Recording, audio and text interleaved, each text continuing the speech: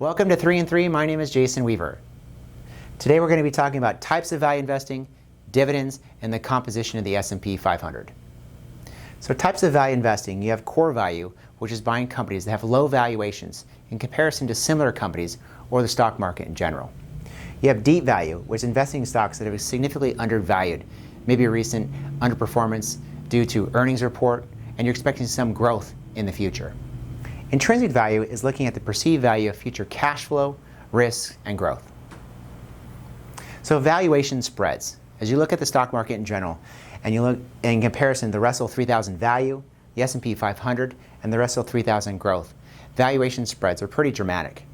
The green is the Russell 3000 growth and has dramatically outperformed the S&P and the value index. The S&P is that brown index and is trading right now for about 21.7 times earnings, about 46% above average.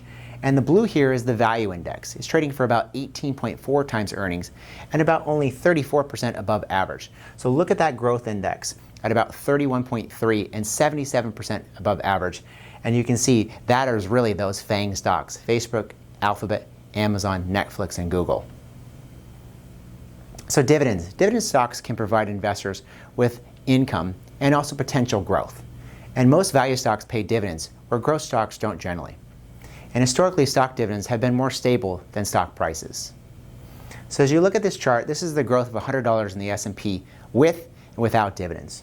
The green line is with dividends. So over time, look how important dividends are to your overall investment performance.